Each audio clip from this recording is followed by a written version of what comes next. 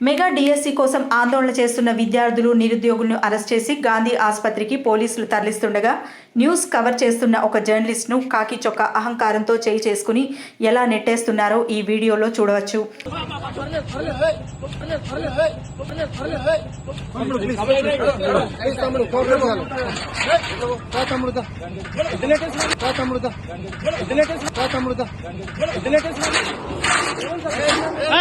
Media చేతులేసురేమి media చేతులేసురేమి media చేతులేసురేమి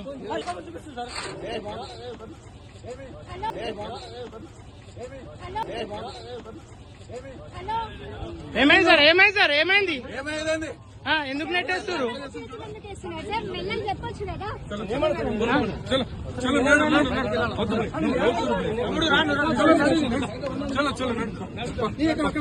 Telangana ప్రజలు ఈ నియంతృత్వాన్ని సహించరు.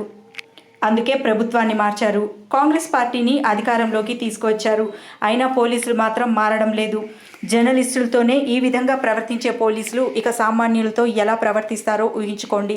తక్షణమే ఉన్నతాధికారులు ఇలాంటి పోలీసులకు బుద్ధి చెప్పాలని, బాధితుడు సాంబాకి జరిగిన ఘటన మళ్లీ రిపీట్ కాకుండా చూసుకుంటామని పోలీస్ ఉన్నతాధికారుల దృష్టికి తీసుకెళ్లాల్సిందిగా కోరుతున్నారు.